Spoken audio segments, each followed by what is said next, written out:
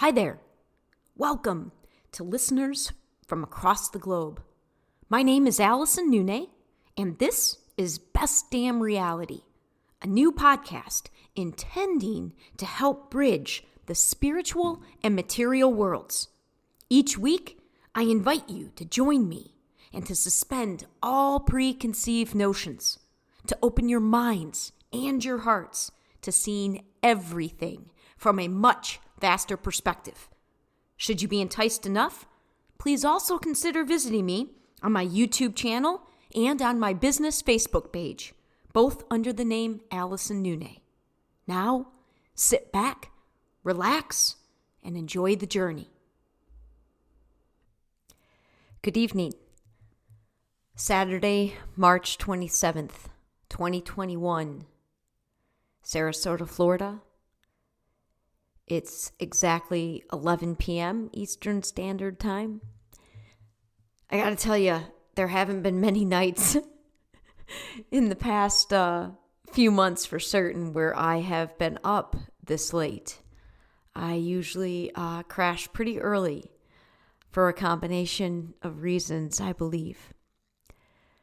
However, this has been one hell of a day.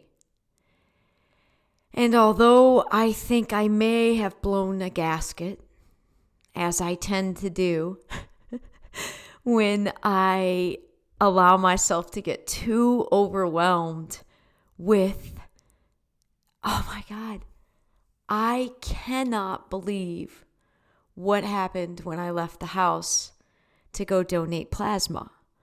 I could not make up a better story than what unfolded today. I had to attempt to capture just a snippet of it before calling this a day. And the title of this episode is dedicated to Sebastian, the guy I met at KED Plasma today. Holy shit. It's unbelievable. It's unbelievable. The conversation that I had with this young man and the number of synchronicities that we both were fully present with, and we both were acknowledging, and we both were sharing. And it was like one thing after another in our conversation. And I thought, I've been donating plasma. I donated for the very first time in my life when I was in grad school, way back in 2005 at the place in Tampa. Then a year ago, prompted mostly by my need because my vet bill was so high, because Shadowcat had to have 7 teeth removed at the end of 2019, in like August of 2019. And so I had a huge balance at the vet. And I got this advertisement in the mail, and I had seen the plasma building before because it's right by the farm. I had seen it, I've done it before, but I'm not really a big fan of needles, and even though I know it's needed and you get paid, it just didn't reach the priority level yet, where it made the radar screen, if you will, to act upon it. Until I had this debt with the vet, and I get this offer of like $300. Like it was like make $300 in a month. And in my world, that's a lot of money right now. So this was January. So I started like January 3rd of 2020. And I gave all the way to the first week in November. And then I took a multiple month break, and I've only been back about 6 weeks. And so there are still some faces because there's kind of a high turnover there. And so it was very plausible, although I didn't think so, because I've been back 6 weeks. And usually within that amount of time, you'll somehow cycle through everybody that works on the floor. At some point, you run into them. Anyway, so I thought this guy might have been new. But it turns out he's from the Bradenton place. And it turns out that he was actually supposed to try to get there. And I don't know how it works when they bring somebody from another, branch, if you will. But he said he was scheduled or was meant to come for 3 other days this week, and he didn't make it, that this was the day that he made. And there was something that he said called him to come to the Sarasota building today. And oh my God, we shared about cats, we shared about the full moon, we shared about metaphysics, we shared about string theory, we shared about time, I'm stupefied. He knew where the celery fields were, which, very few people, a lot of people might know, but actually go to them. We talked about going to the beach. It was a full moon. He was out last night. I was out last night looking at the moon.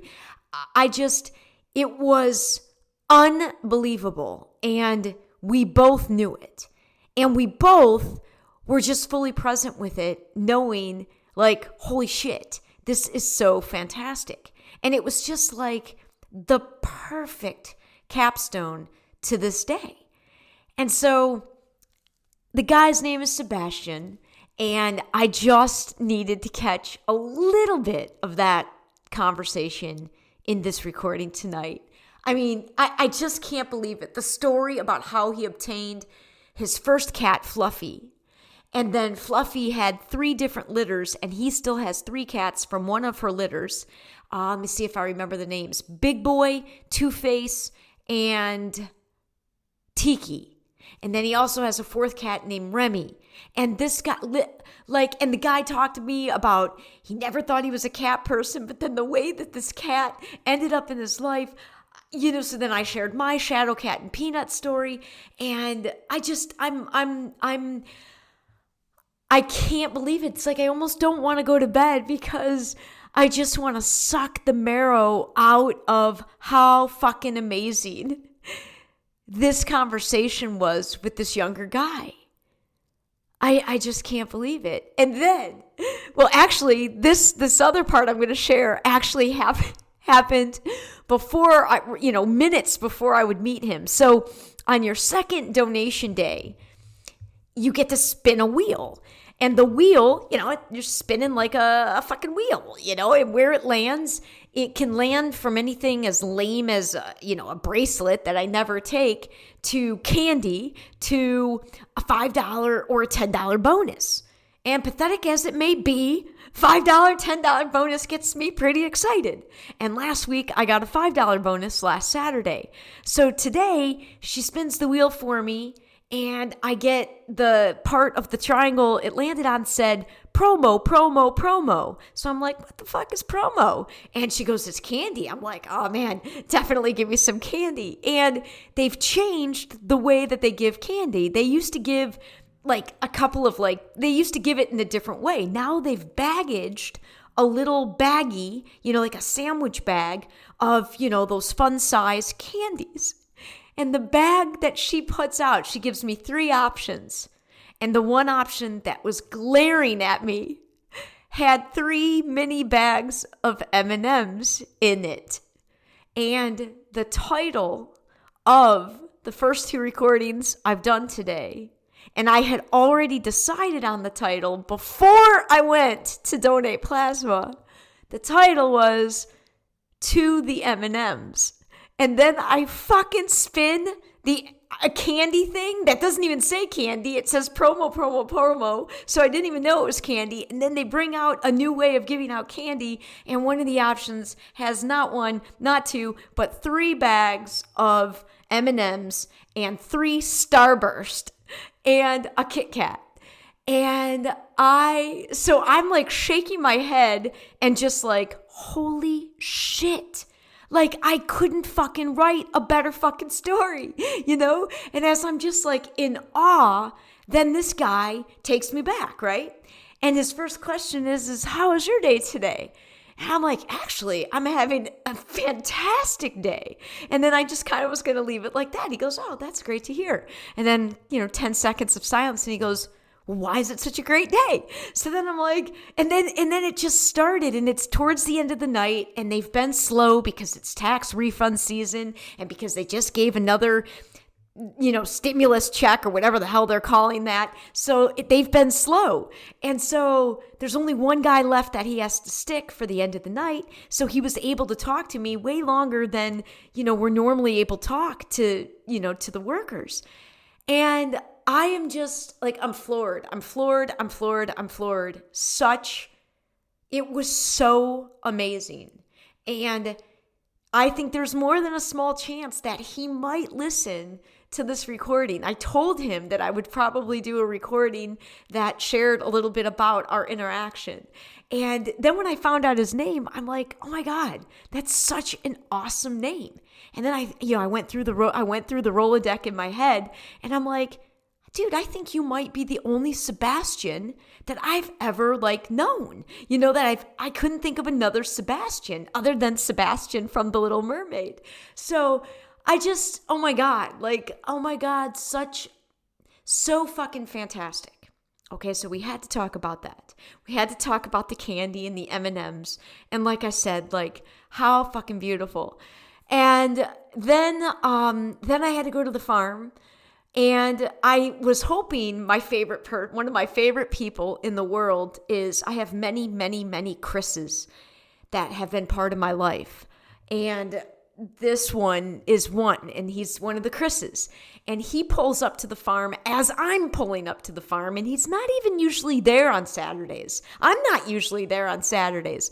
And he's literally one of my most, favorite people on the planet, truly. This guy is oh my God, he's such a yogi. And he's so humble. Oh my God, fucking Chris, man. And so ended up having a really good 2 hours there. And as I'm leaving the farm, I took a picture of the full moon. In fact, I'll probably include the picture I took of my candy and a picture I took of the full moon from the farm as my images for this associated with this recording for the YouTube version. And like I said, these are being revealed and shared on multiple, on my podcast and my YouTube right now, because I'm just going with the flow, especially today. And I'm just trying to capture as many snippets as I can with this extremely potent, beautiful, powerful energy. Because like I said, I go back to work. I got to go into super farm mode tomorrow, Monday, Tuesday. Wednesday is farm and nut milk lady day. And so I don't know if I'm going to get another opportunity to do my work until Thursday. So I'm just trying to milk this day. And I was supposed to help this other couple today, and it got canceled yesterday, which was such a relief, because I ended up having, just this day with myself where I could treat myself and go slow and let the energy guide me. And holy shit, did it guide me today. And, I just got back in about an hour ago from a walk through my neighborhood, and it's not quite yet the full moon.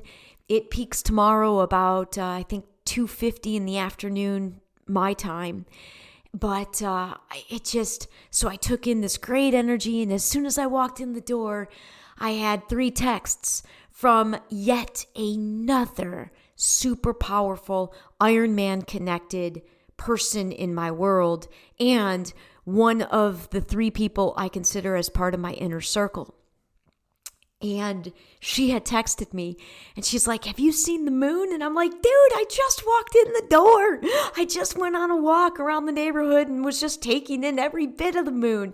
Yeah, I've seen the moon. I've had an insane day. She said, me too. And we just exchanged this great text and was able to share with her just a snippet of the energy without going into any of the details. And then I decided I would treat myself to one of my favorite indulge, foods that I like to indulge in, which is a cauliflower crusted pizza. And for the first time, I got just the crust so I could make my own pizza.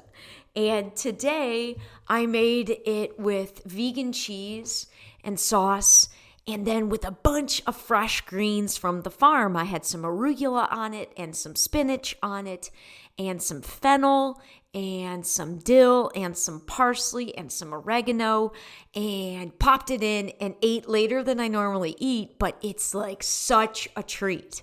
Like it's like one of my favorite foods in the world is pizza, but I don't want to do the gluten or the dairy. So now I've got this, this way to enjoy it, and it tastes just as good, if not better, than a Little Caesars because it's so fresh and delicious. And of course, I inhaled it, ate way too fast, but just finished that up, and then uploaded something to the YouTube channel and then decided to try to capture this last bit of the energy as the final minutes of this wonderful day conclude. And I figured I also needed to say and drop one more energy piece that is very much, I would say part of the love story. I mean, it's all a love story because that is what we are, is light. We're light, we're love. That's the energy of what we all are at our essences. That is the energy beckoning us, begging us, screaming for us to align to it, to go higher, rise higher, get through the dense bullshit of fear and manipulation and control of us, break through and get to the clouds of love, to get to the atmosphere of love, to get to the universe of love. And it's a very different frequency. It's a very different reality. Me and Sebastian danced in it today, and it was fantastic. And look, it was nothing. It was an exchange of some words, and yet for me, and I think for him, it felt like, it's like how awesome when you can feel as if you're experiencing, I don't know, anything of the physical that we think we need, right? Physical stuff or material items or big fancy vacations or anything. Like the joy, the contentment, the just the magnificent joy in my heart that I experienced for that, 20 minutes of talking to this guy. I'll ride that for so long. I won't forget that. And we can have that all day, every day, if only for a willingness to shift our focus and perspective, period. And there's also something about Saturdays and trying to make Saturdays a work day. When I very first started back in 2013, I do believe that one of the very first recordings, I had no lighting because the lighting in my living room is awful, so it was really dark.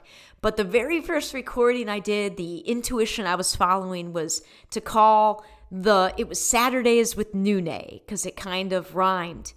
And that was, part of that was an inspiration going back to when I first moved to Sarasota, and I was recollecting this particular gentleman and what used to take place at the farm on Saturdays my first 2 years here, back in 2008 and 2009.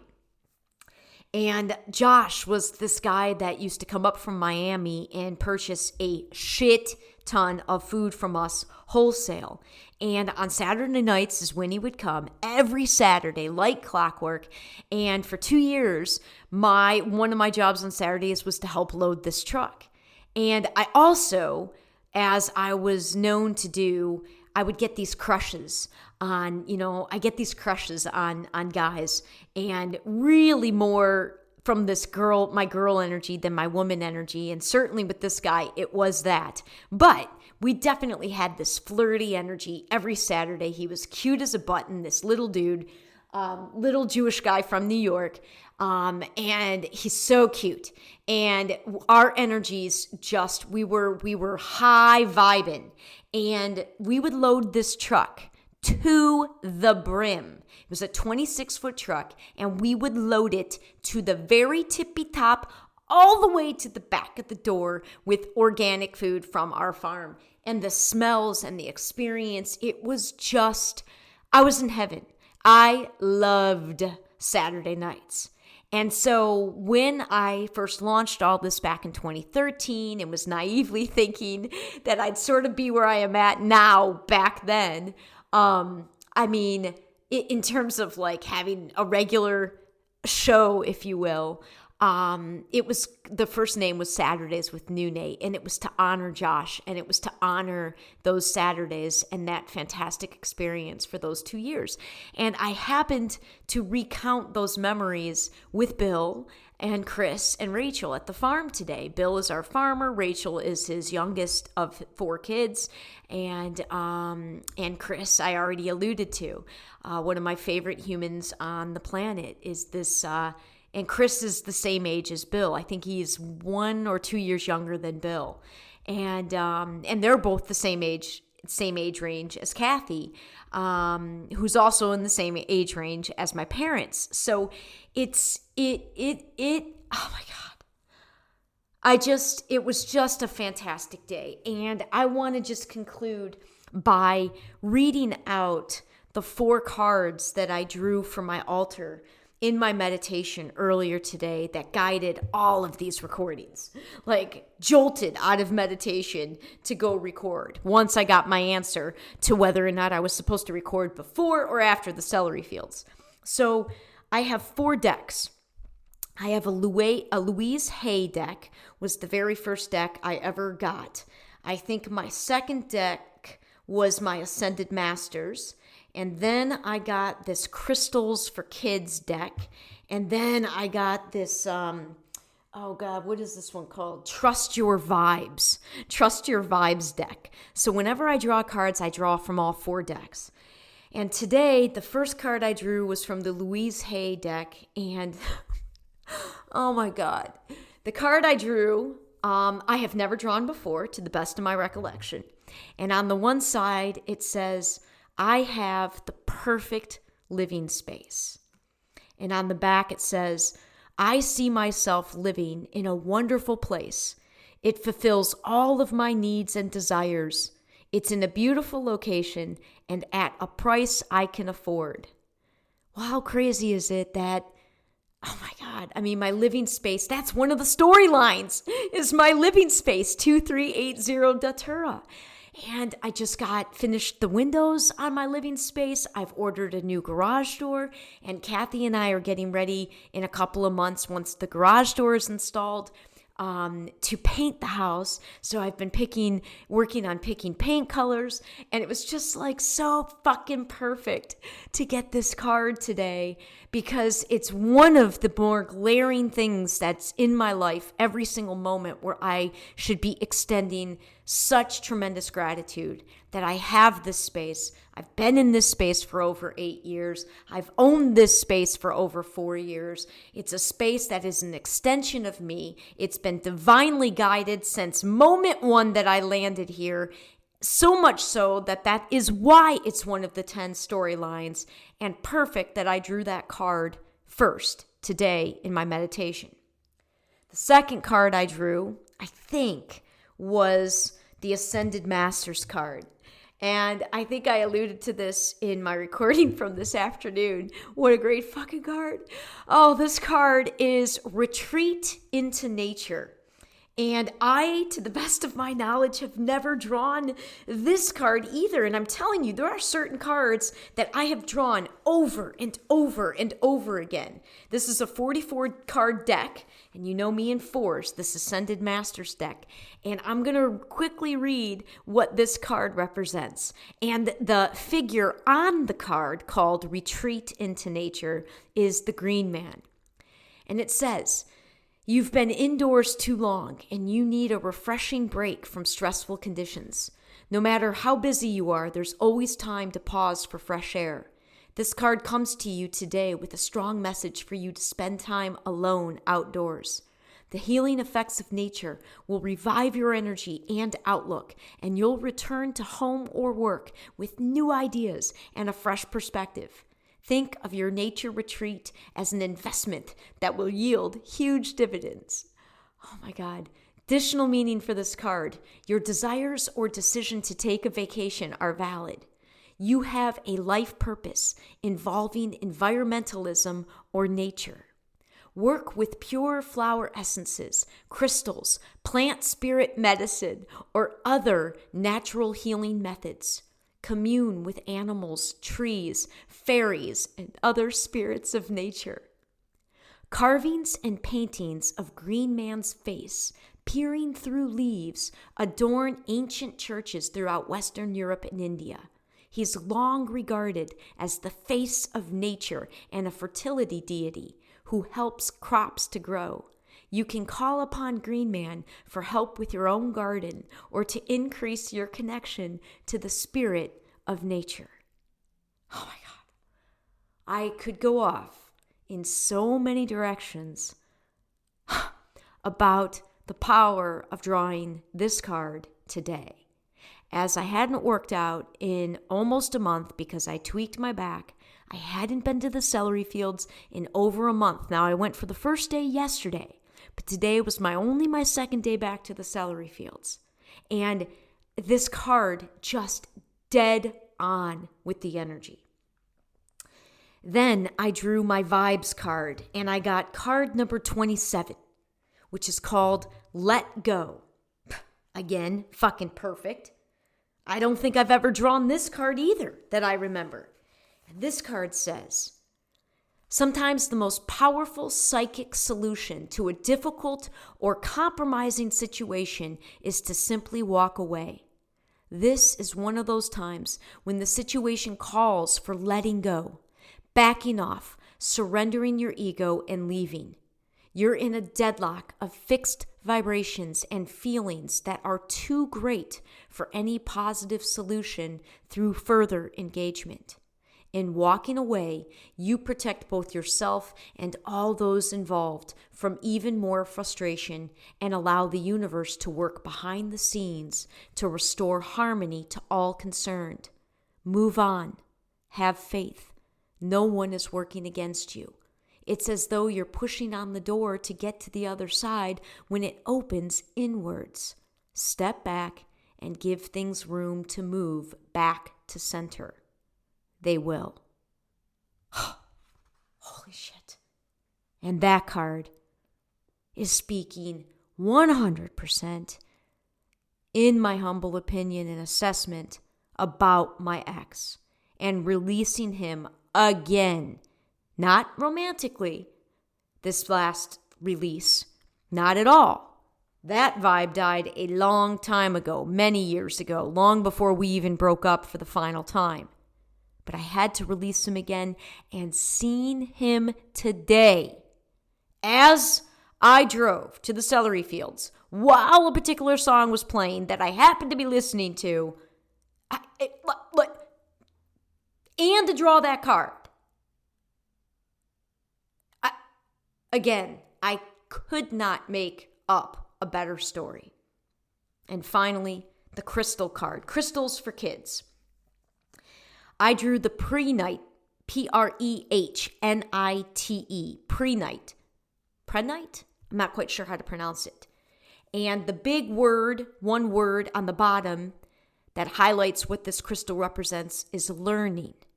And then it gives three sort of descriptions. In this case, it's dreams, preparation, remembering. And the phrase or the sentence is, there is absolutely no limit to what I can accomplish in my life. And if I open this one up, I'll read this. Life is approximately 10% of what happens to you and 90% of how you react to it. This is good news, since you are in charge of your thoughts. The worst part is that most of your thoughts stay bottled up inside. It is time to stop taking what other people say and do so personally. No person can hold you down when the universe is there to lift you up. Clear your mind of all the yuck that has stopped you from being able to remember your purpose here on earth. Learning as much as you can helps you to be prepared for the opportunities life is bringing you. Be open to the messages you receive when you dream at night. First thing in the morning, write down anything you remember about your dream. It will start to make sense while you are writing and also throughout the day. Use this stone when you cannot concentrate and to help you study. The fact that I have been consciously asking my higher spirit guides for this exact thing. I knew that I had a lot of cloudiness regarding what is my purpose right now? What am I supposed to be doing right now? And I spoke to this in one of my recordings today. And again, divinely guided, my energy guided me to draw each of these 4 cards.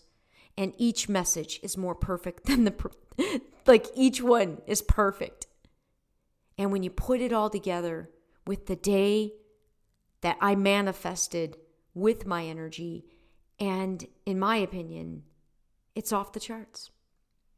And you're missing out if you can't allow yourself to begin to feel this way of existing, and how silly it may seem to derive this much joy, this much pleasure, this much excitement, this much inspiration from seemingly minor things. Oh my God, you guys, we could be creating a completely different world right the fuck now if we start learning, as that card says. Learning how to tie into the dreams, which are actually the reality. How we've been preparing our whole lives for exactly where each and every one of us are right now. And remembering what we planned from our soul's level for our characters. We planned this. We planned to be in form at this time on this planet. And if you're awake, you know that you planned a very important role, because each and every one of us has an important role, no matter how seemingly small it is. Each of us is an equally important piece of the grand human puzzle. And all I'm trying to do is assemble the best picture possible, founded in love, abundance, cooperation, and thriving. And I'm going to keep following the story. And it'll be interesting to see what happens after I have a few days away from this energy and go back to the world of working for a paycheck so I, can pay my bills. But I am so grateful I have the opportunities I do here in town, primarily at the farm and then my side gigs. And I will eagerly await what the next work days in my world will bring. And again, if you've listened, oh man, feel this story. Feel the frequency. Begin to see the synchronicities in your life, for they are surrounding us all the time. And when they happen, take pause, acknowledge it, be with it, and ask it. Ask Spirit, ask the divine to reveal, why are you crossing paths with this particular person or thing or why is this synchronicity happening? Because rest assured, there's the potential for it to ripple into something very powerful, positive, and very much beyond our present reality. So Sebastian, I thank you again, my young friend. That was amazing speaking to you, meeting you today and speaking to you and enjoying all the various things that we just, it was wonderful. It was wonderful, and it's not a day or an interaction that I will soon forget. Good night, everyone.